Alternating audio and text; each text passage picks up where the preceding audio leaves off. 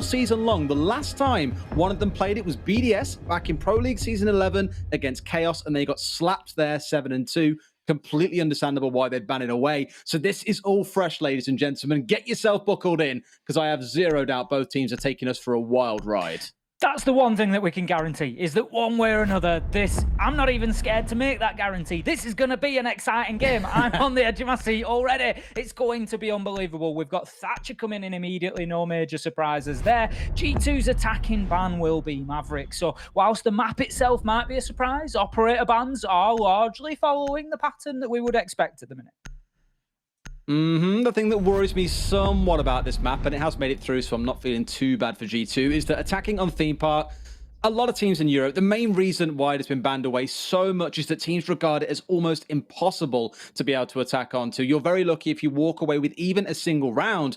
And one of the responses to that we've seen a lot of teams speaking about is saying, well, things like Monty, you just strong arm your way and take control of rooms like Cash that you need to really start staging an attack, and things aren't looking so bad. If you want an example of how that's worked out this season, go back and look at Na'Vi versus Tempera. Not right now, of course, do it later. But looking at that, Tempera could not get a shoe-in on the attack. Na'Vi very, very good at shutting them down. So when I think of a team that can respond, I think of G2, I think of that Monty. We'll see if they choose to bring it out here in round number 1.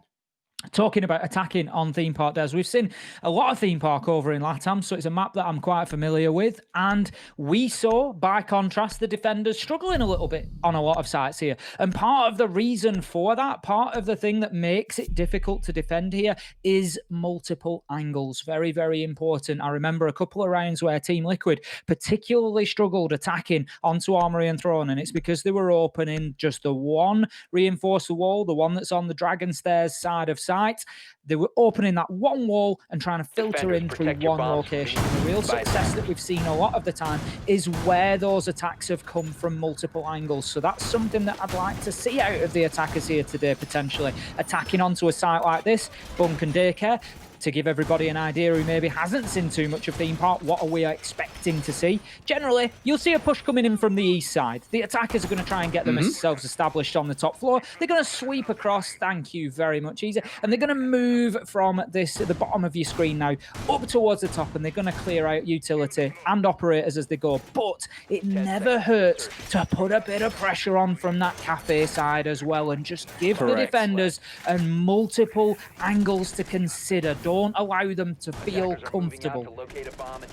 Well, back in our home of the UK, I remember seeing it come out a couple of times in the UK Nationals. I remember Joe, one of the players back in that league, trying to force the way through Cafe and very often struggling to do so, which means that you can very quickly be isolated into a 4 versus, well, it's a 4-man push in one direction in that case. Whether that's against 4 or against 5 is entirely down to the success of the player coming out of Cafe, but I completely agree with you. It's all about those multiple angles of attack. It has been one of our greatest criticisms of many teams across EU and APAC this season, is that if you're going in through one direction, it is far too easy for the defenders to set up a bunch of crossfires and simply wait for you to push through the door. So completely agree with you there, Ace. Right now, we can see the defenders have got themselves set up. Ilems is going to be heading out towards... He's playing in a clever spot at the minute. He's playing near the vending machines. And what he's doing here is he's allowing himself the flexibility. So if the call comes that it's a 5-man push coming in from that east side, he can get there very quickly. But he's also very conscious of that cafe door and the potential for a push to come in through there. Now, the reason Ilems is particularly important here on the defensive side is that Montagne that they thought might be brought, but has been switched out. Not available, not brought along in this round. Now, Clash can deal with the Montagne solely on their own because the electricity still impacts through that shield. So whether that's been part of the thought process there of let's not bother with the Monty for the time being, let's just go for that direct push and open walls up, because the Clash is on the board, that could well be a counterplay coming in at the operator selection stage. You've also got the IQ Citizen playing downstairs, calling out where those ADSs are, where the magnets are, where the jammers were earlier on. He was underneath Cafe and has now moved himself across. The team clearly feel they've got the tools ready to start pushing in here through one of these two angles. You're either going to push down the main hallway, you're going in towards office, or you may look down towards control in the south. So a bit of a spread coming out of G2, as you would understandably expect, but it looks like the plant focus is going to be through control and coming into initiation, as that is where Pengu is holding down. The rest kind of serve as a flank watch, making sure no one's coming charging back into initiation, or just trying to make sure that Pengu isn't going to get contested through someone running in behind him. First kill of this matchup, though, goes the way of Renshiro. Kanto taken down. Big loss to start with. That will be the sledge off the board, potentially utility going along with it as well. But G2, they managed to answer back with a kill, and just as big a kill onto Bride, and that now leaves us 4 versus 4. G2 making good progress. They've got themselves established in initiation and will be starting to open things up. Virtue just about escaping the natural with the skin of his teeth, but Renshiro follows it right up with a double. Huge kills from him, 2 headshots, that's 3 on the round. And he right now is decimating G2 single-handedly. Pengu moves in. This could not be an opening round ace once again. Surely not. Will it be? No, Shaiko comes in and gets that final kill onto Citizen Des. I thought we were seeing it again. I thought it was Rampy all over. For those who don't know, Ace and I stepped up to cast the very first game of 6 Invitational 2020. Na'Vi versus SSG, round number 1 in Clubhouse. Rampy gets an 8, and we were like, what? So as we saw double kill, triple kill, quadra kill stepping up across the screen, it felt like a repeat. But no, Shaiko, the little rat, gets in behind and takes away the final kill. Speaking of Shaiko, he has had a pretty quiet season overall. I believe he's only sat at about a +5 KD. And everyone's been asking, where is he? What's happened to him? Especially after Bride settled down. In the first 3 or 4 weeks, Bride was, I believe, on like a 2.0 rating or something daft. He was decimating everyone as a smoke main, and Shaiko was nowhere to be seen. Everyone thinking, oh, well, Bride's doing all the work. There's no reason for Shaiko to need to step up. But as the season has worn on, and as BDS have come up against tougher competition, you are beginning to wonder, where is that fragging god that we all got used to seeing on the BDS side? And really, I could paint a similar picture, Des. We spoke about this yesterday. Paint a similar picture on both sides. We've got Kanto on the side of G2, and we've got Shaiko on the side of BDS. And I would argue at points over the season, they've both had times whereby they've not maybe delivered up to the level that we would have expected from them given previous performances. Kanto had a great start to the season, and I think he's still one of the best players in the world. Absolutely no question about it. Fantastic player. I think what we've seen over time is a lot of other players around him get better than when he first came onto the scene. And so I think, you know, he's less sort of head and shoulders above the rest, but is still very, very much at the top of his game and the top of Siege. But what we've found is when Kanto's had a bad day and he's not necessarily got as many kills as he might usually do, he's been shut down a little bit. G2 have struggled a little bit in those games, and they've not always got the result that they then would have hoped for. You know, they do have other fraggers on the board. Of course, Citizen can step up. Virtue, very, very capable. Uno, we know, you know, they could be labelled as a team of fraggers, but I think what G2 are really looking to become is a team of flex players. They are looking to become the ultimate flex team for me. Well, don't forget, last year we had this conversation around when Na'Vi sprung onto the scene, formerly known as M&M Gaming, and saying they are a team of 5 very capable players. It is no longer okay to only have 1 or 2 star players. You need 5 capable fraggers, and Na'Vi really rode that wave last year of having an excellent team that can do it. G2 almost taking a similar approach, but rather than taking players from roles and turning them into fraggers and enabling them, it's more like you've got 5 fraggers and then they're now trying to fit them all into roles. So it's a work in progress in reverse to what we saw last year. Completely get the methodology, but as we all know, these things take time. The big question is, how much time do they really need?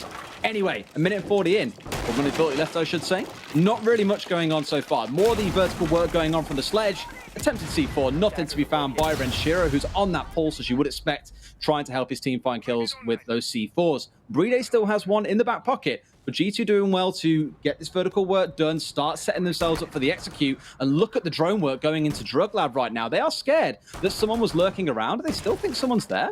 Maybe they think a Lem's lurking around in this vigil somewhere. Well, they would be wrong, as he is on site.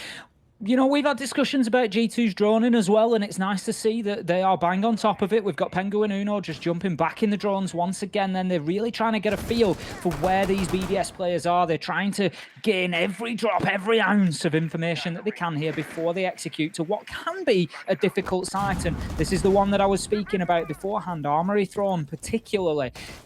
multiple angles does really help here. As we can see, we've got 5 defenders turtled inside. If you end up pushing from just one wall, that can be very difficult. And Cantor's going to come out with a really good opening entry frag there. That's going to take Wamai off the board, so they are now limited to any magnets that are left in place. We can see there is still a couple active, and the west wall is open from barrels. But right now, G2, they don't look in too much of a position to be pushing directly into sight here. It's the timing and nothing else as well. The opening kill at 40 seconds. There's 9 men left on the board and 15 seconds to go. This is going to be an absolute bloodbath. The Kali narrowly missing a shot onto the Bandit. He's going to find himself down on the ground. Not even the Bandit, sorry, what am I talking about? It's the Jaeger. Either way, he's going to get himself domed in response. And here we go as they burst into the site. It's a 3 versus 1 as fast as you can blink. G2 in full control. Renshiro by himself behind the throne. I feel this one's a little bit too far gone for him, unfortunately. G2 with an excellent execute there in the dying seconds. And this is what they come to be renowned for, I think. Although we say their drone work at times has been questionable, the number of times I've seen them on maps like Cafe and Clubhouse having no drones left in the final 10 seconds of a round, it's painful. And here they have most of them left alive. But one thing you can never count G2 out on is their execution, because that just there was a prime example of what they can do when you give them space.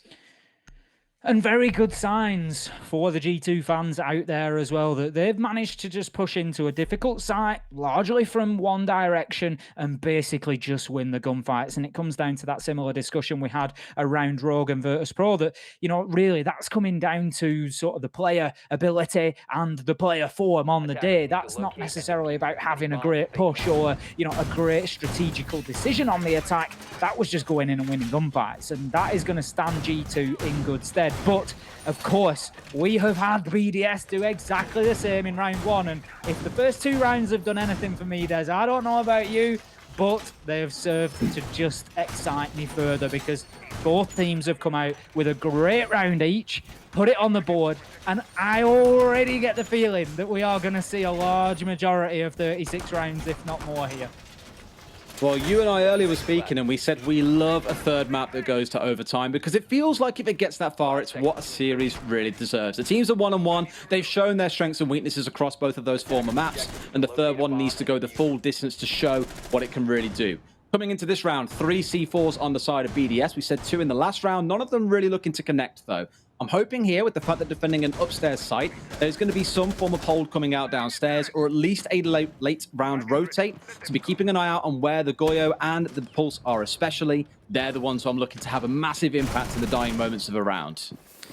Gotta love a vertical nitro, gotta love those players. It's something that we're seeing more and more of recently, and it's, you know, certainly nothing new. It's been around since sort of day 1 in Siege, but just that utilization of that verticality and getting those nitros and the aggression we're seeing with it now. We're often seeing 2-3 nitros brought along, and I'm here for it. I absolutely love it. I find it really exciting watching that play develop, and it also brings out then potentially those bottom floor clearances where you get those big gunfights as well. And right now, Alems, he's just trying to keep himself hidden away from those drones. He's going to wriggle himself into any corner he can find just to keep himself off the radar and potentially look to deny any planned attempt as it goes down. He's just going around clearing drones, moving around, keeping himself unpredictable. Right now, they've droned him in Armory Throne, but do they know that he's now in Drug Lab? It's all this game of cat and mouse, and we can see G2, they are filtering themselves in very quickly from that east side.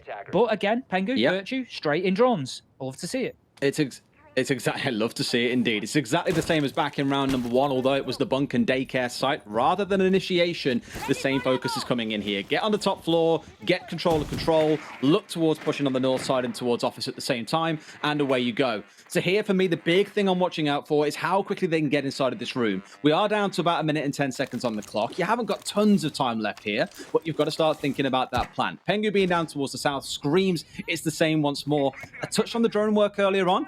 They've committed quite a few now. Only 4 left alive. Virtue's running around in the middle of the side, as you can see. So my biggest concern is whether or not they stay alive for long enough, and actually that drone is on the downstairs.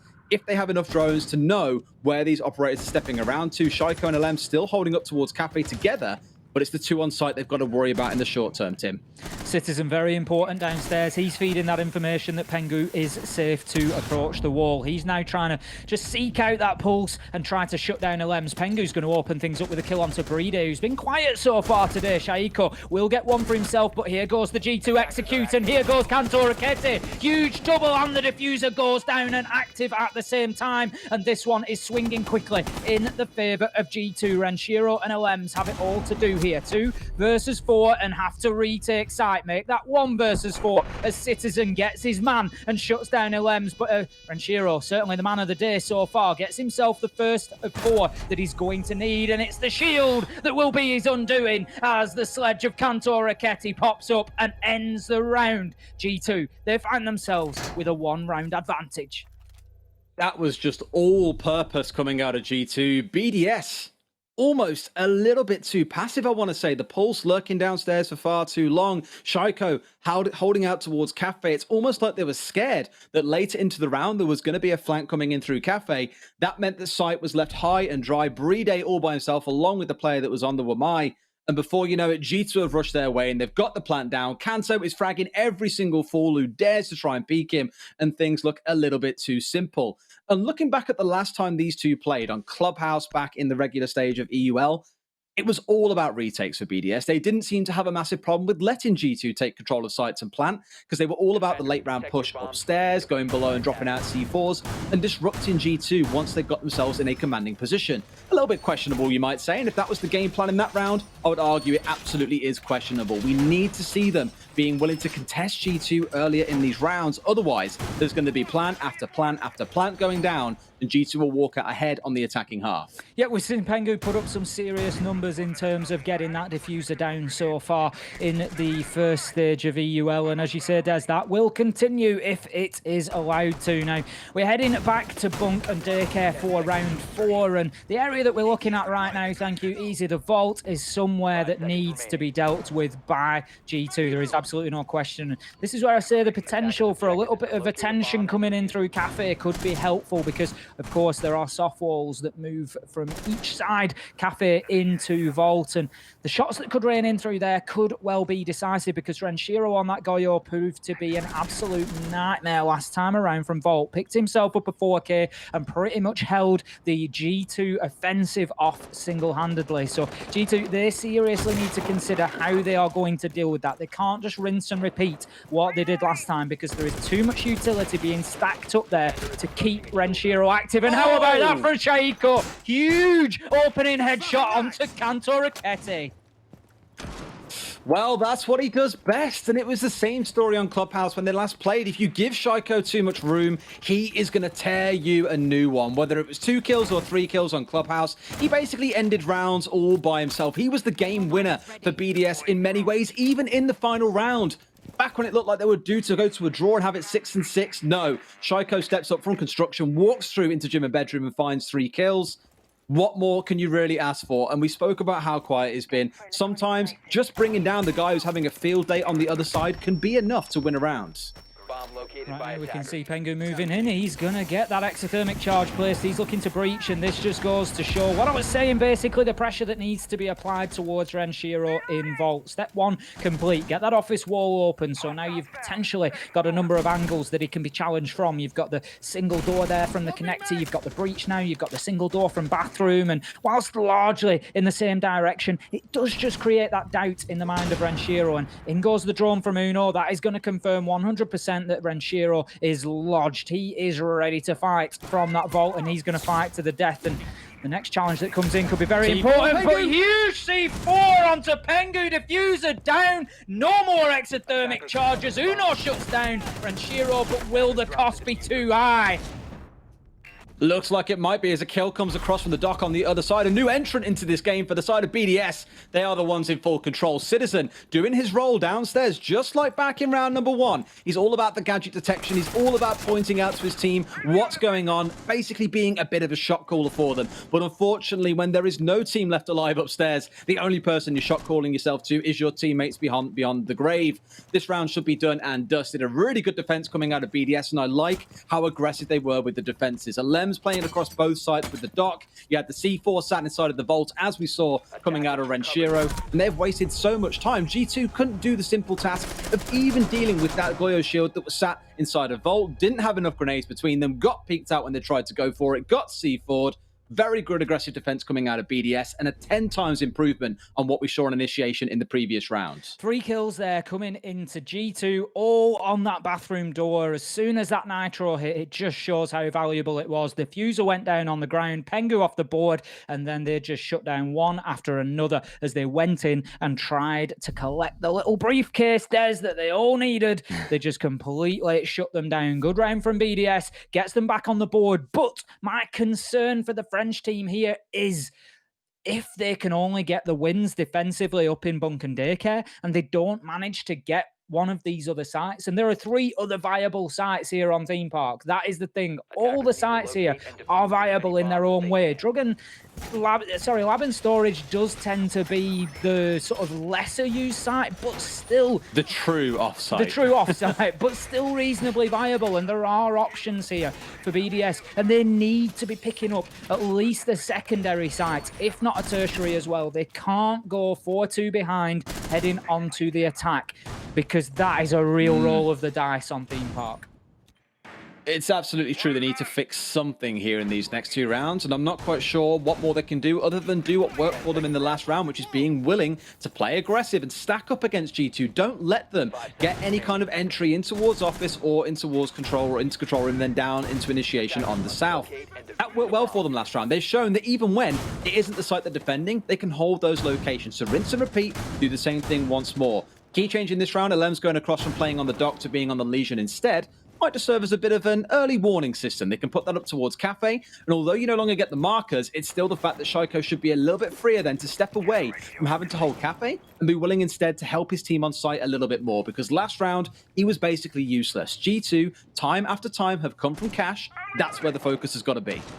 Interesting little stat so far. The round every time Des has gone to the team who open things up with the entry kill. They have managed to take that advantage and go and squeeze every drop they could from it to take the round following it. So the entry battle at the minute is something for you to watch out for at home. Who is winning it? How are they winning it? Where is that aggression coming from? Because right now it has been decisive so far in this matchup. We can see that there is a large top floor hold coming in for initiation, and that is a big opener for Rafal there onto Pengu. Diffuser goes down, but Kanto comes in and goes crazy with a big double kill, finding Rafal and Shaiko, and that will give access to that diffuser back to G2. They'll be able to get in and get that picked up safely, and that could be a huge play from the talisman of Kanto.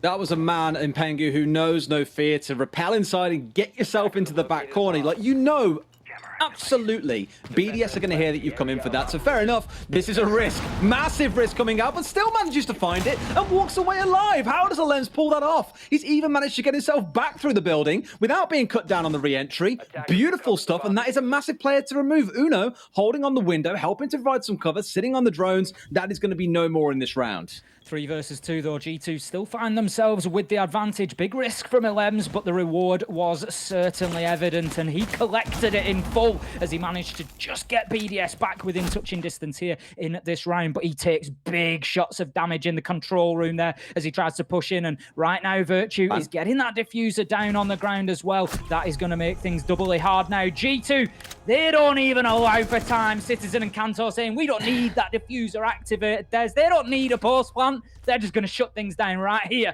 and give G2 the advantage. Oh dear. That's 3 rounds on the attack.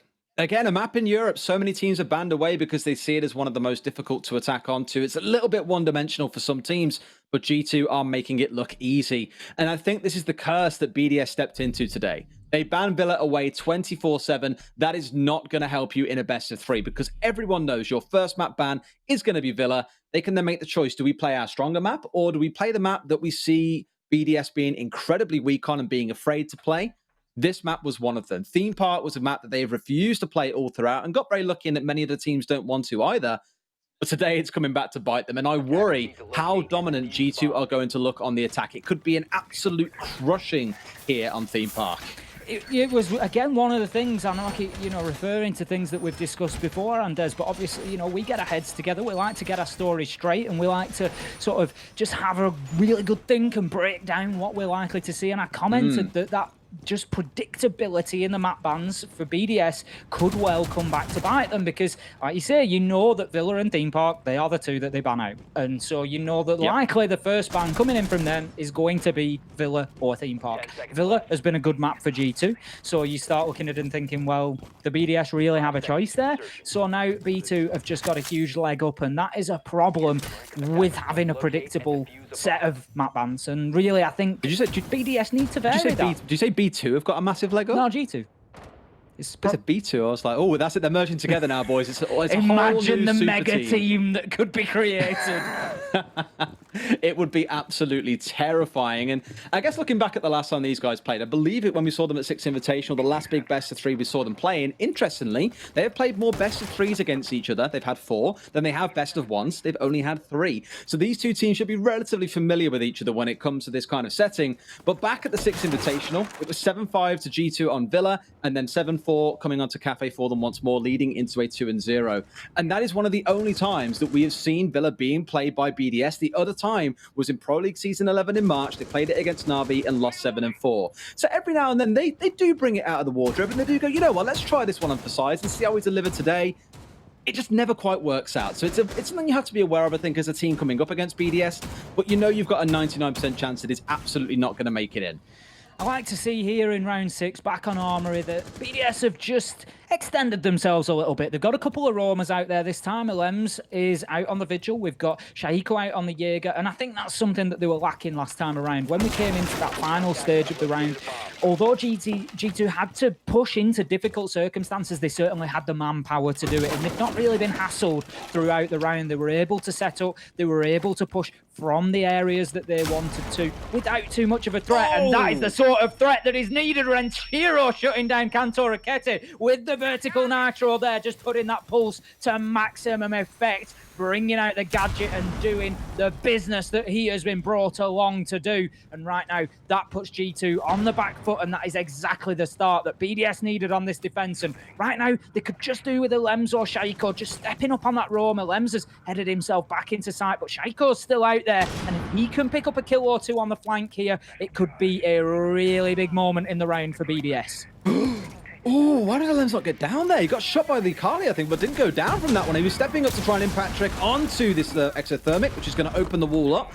A little bit comfortable for them, and I agree with you. Shaiko's the one who needs to come up big for them at the later stages in this round. Renshiro, I've got to say, though, all game long, he has been fishing for one of those C4 kills. Give him a t-shirt that says the most patient fisherman going, because that was a long game that he's played for there. It could turn out, once again, mind you, to be the most critical kill. Kanto being the first one to go down. Virtue and Pengu stepping up and actually catching Shaiko on the rotate back towards site. Not quite sure that was the play, Chief. Not going to lie. BDS need Shaiko to be more effective, and that is one thing they are lacking at the moment, is that threat from the roam, that threat on the flanks. G2 just don't seem to be feeling it. Pengu getting that diffuser down once again. It was something coming in you suggested we might see, Des, and we are seeing plenty of it. Ooh. Diffuser activated once again. Renshiro fighting tooth and nail, but put into an early grave by Virtue on the Kali. Does not miss this time. Puts him down and finishes the round, and that's going to be G2 taking an advantage after the first half. It's exactly as we called it. The only site they have won is Bunk and Daycare. They have lost Initiation both times. They've lost Armory Throne both times. This is not looking good, because now you're going into the attacking side on a map that you've barely played. Maybe you've scrimmed it a few times. The G2 have chosen to come into this with a pick on. They are prepared coming into the attack. They are going to be even more prepared coming into the defense. We're going to kick things off downstairs. Armory and Throne. And interestingly, BDS doing what I thought we'd see coming out of G2, a Monty pick of all things to kick things off. Yeah, I mean, G2 choosing not to bring the shield along, and it hasn't really done them any harm at all. Rafal will bring it, and we'll see how that plays out. There is no clash on the side of G2 on the defense, so It's certainly going to be a question. How do they deal with that Montagna? As I was saying previously, the electricity of Clash does damage Monty through his shield, so she's a perfect direct counter to him because you can just face off shield to shield, and ultimately the Clash is going to win over time and can do some serious damage quite quickly. But that is not going to be a tool that is at the disposal of G2 this time around. I'm looking towards those nitros. I'm looking towards those impact nades potentially, and boy, have we got a lineup crammed with them. There's explosive are plenty on the side of G2. IP4F shift. It's my birthday. I'm having a great day because G2, yada, yada, yada. You know what, mate? You are having a better birthday than Leon, of that much I can guarantee you. So, fair enough. Happy Stepping birthday. into it and looking good. I won't just follow it with yada, yada, yada. Well, at least say happy birthday to the guy. That is true. We would sing for you as well, but sadly not. In fact, that's a lie. Ace can sing wonderfully sometimes, but I'll spare you. The wonderful dulcet tones would reverberate through your ears and instead focus a bit more on the game. Renshiro picks up Kanto. I tell you what, Kanto, the first couple of rounds look fantastic, but he has really struggled in the last 4 or 5 rounds. He's certainly been trying to just have those explosive starts to the round for G2 here. Out on the Vigil, he's really gone for that opening kill, but that is a really big pickup for BDS. We know how difficult Vigil can be, and we talk about this time and time again that he's quite a selfish operator in some ways, and that's certainly not to call Kanto selfish. What I mean by that is that he doesn't bring any utility that really supports the team beyond the reinforcements that he brings along with him.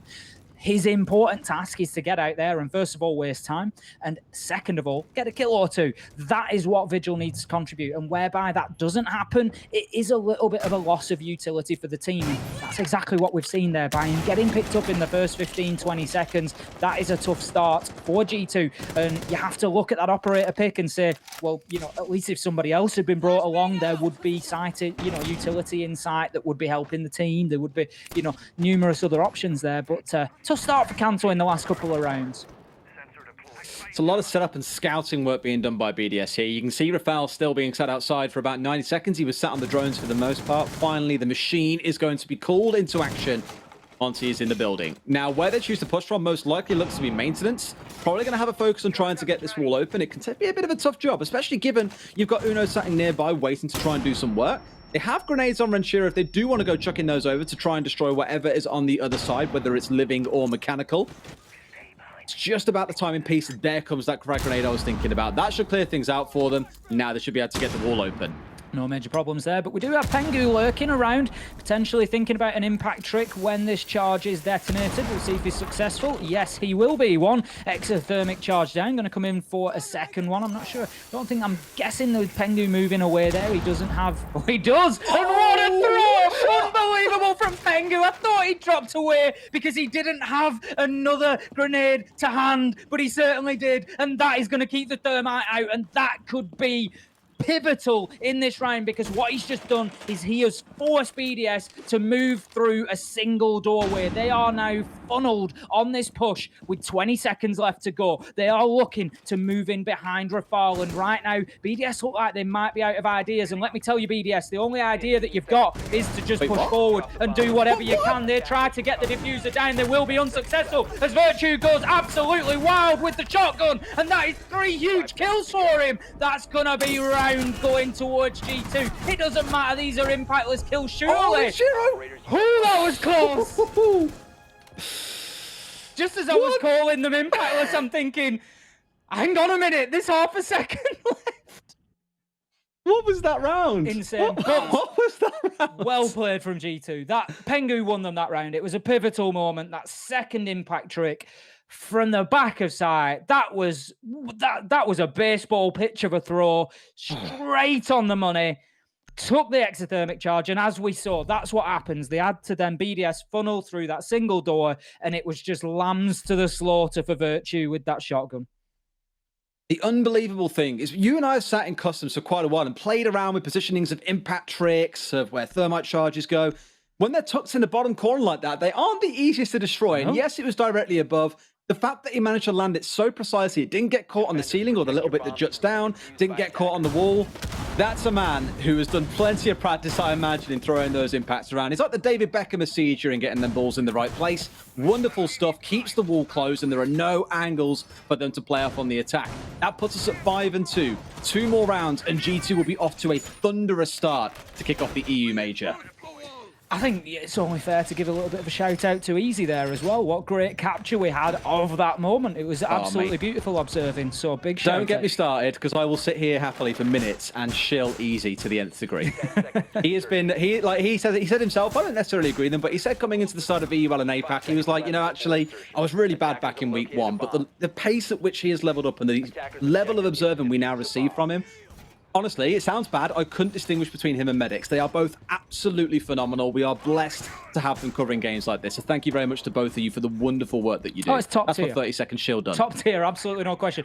We've had a couple of moments like that. The Nitro onto Pengu, we had beautiful footage of, and then the impact near toss that we've just seen there as well. Now, looking back towards the matter at hand, round 8, Renshiro comes in. 3rd opening kill on a row for Renshiro. Will take Uno down this time, and that's going to be the Oryx off the board, and that's a shame because Oryx is an operator we don't always see too much of, but I think can potentially have real value on the roam, just having that extra rotation option of the hatches, as long as he's careful about how he does it. But right now, Citizen's being bullied on the smoke as well, and he's going to have to take a long route away from danger. I was going to say, he's not getting bullied, he's doing the bullying. Like, when do you ever see a smoke running through Gong and trying to find kills? Unbelievable that he's playing so aggressive, but he knows where they're pushing from. And playing behind the smoke, I guess he feels pretty comfortable in what he can achieve with it. The big question here is how much damage he does as BDS try and push him once again. They know the Monty's likely back on field again. The calls probably come through. They know what they're facing up against. BDS will do all the scouting work. Monty will enter the building. They'll try and go for a single angle of attack. And by the looks of it, this time around, it's going to be the yellow wall, the double one. Sorry, up towards the north to push in. I was going to say if it was Armory, it would make most sense for that. But they are pushing on the north side regardless. This is that site that we spoke about, is that 4th off site that we don't really see all that often. We've seen it dance in once or twice, but it can be so difficult to defend because of all the walls that surround the site. Kanto doing a good job of defending so far as he shuts down a Lems on the cafe door, and that is going to prevent some vertical control, at least for the time being. He's just going to hold that position with Capcam for as long as possible. Good gun, useful gadget, and an operator that we don't always see too much of, but definitely can have some value in the right situation. Kanto, once again, just holding himself there on that cafe door. Is there going to be another kill for him here? I think it's Shaiko on the Ash that approaches. It is. Oh, will be shut down. Citizen will take Renshiro. And this one is surely going in the direction of G2 right now. We've got the Montagne pushing directly into sight. Rafal is going to take some damage from the goo mine, and Breeder will manage to get one onto Kanto. And once again, that roaming smoke is just coming in to put pressure onto the Monty. A roaming smoke. Never thought I'd see the day, but of course it's Citizen trying to pull that off. Rafal has managed to find his way into the side, and Brede will have to rotate round to join him on the window.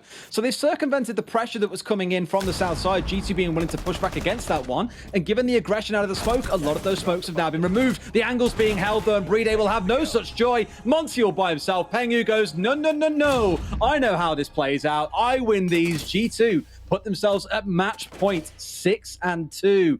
Unbelievable. G2 looking terrifying right now. They are so efficient here on Theme Park, and no matter, it's not even necessarily that BDS are making huge mistakes. It's just that G2 are reacting to what is in front of them extremely well, whether that be on attack or defense. They just have an answer to everything, and you've got to ask the question, Des, have they been saving the strats on Theme Park? Is this why it's been banned out? Have they been putting work into this in the background? Because right now, they certainly seem to have a plan A, B, and C for all of the sites. There are a few teams that have maps that they haven't yet played that you just get the feeling that when they do come out, it's going to be terrifying. And Rogue Coastline is the one that jumps to mind for me there. They barely banned it away, but teams have always banned it away against them without much evidence to suggest of what they can do on there. And I'm just waiting, given that we're now in best of threes, given you can make that first map pick, part of me comes in to think that we might eventually see them go into that map when a team like, I don't know, BDS is forced to ban away Villa in the first case. So what Rogue choose to bring out, what the other teams choose to bring out through the rest of this tournament, I'm really excited to see what they choose to unveil before us. Bunk and Daycare, the next sites we head into. Do you remember last time round? Pengu, a little bit over the top, should we say, with his repelling towards site, or at least in towards the room down to the south in kitchen. We'll see if the same confident nature shows itself from BDS at the same time. Probably not expecting it. Caution, no doubt, the aim of the game. Although, in the last round, and in fact the one preceding it, G2 have just bit back very hard against whatever BDS throw at them, no matter where it comes from. Even leading in behind that Monty, they've always had a response. So much so that BDS have now said, you know what, Monty? I think it's time to put him away, to put him to bed for another few rounds potentially, or bring him out in the next series or the next map. God knows. Either way, will not be making an appearance in here at this map anymore.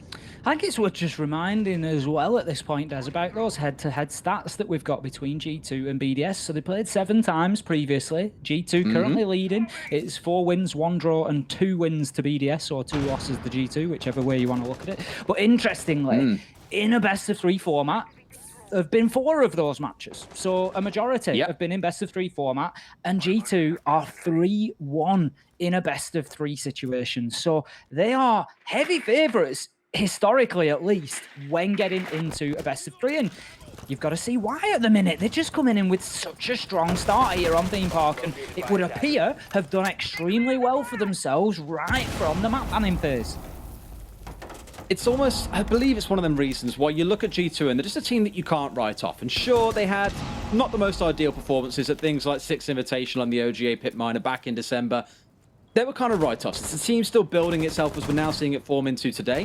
One thing I love about them is, even though they are a team of 5 fraggers, very rarely is there reliance on a given moment in a round where it's like, right, this player or that player's got to step up, else we are done. You can't really say the same about so many other teams, I think, competing in the European League. For these guys, it's all about the strat backline, and then it forms into the players being able to pop on top of it. It just doesn't always yield the super solid results that they want. Here it's going to yield a wonderful kill as Shaiko being removed from the board. That player we spoke about quite a bit earlier on today, the one who's been quiet going throughout most of this season and apparently proceeding even into the major. Citizen with 2 kills, and already it's lights out for BDS. Good night, friends. 2 left alive, and this is all for the map ace. This is a landslide victory coming in right here. A Citizen gets a kill onto Rafal and leaves us now 1 versus 5. Alems is going to have a reverse sweep. Ace clutch. He finds the first onto Citizen, but surely it will be impactless as he hunts for more. 45 seconds, and he is shut down by Uno. That is going to be G2 coming out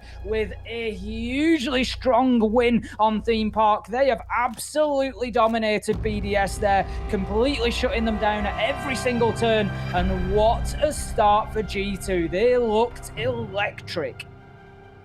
Well, needless to say, we now know why they like banning this away so much. Why BDS is so terrified of Theme Park. Maybe even now, even more terrified than they were before after what G2 just doled out to them. A dominating performance, even with Renshiro starting things off with a quadra kill back in round number 1.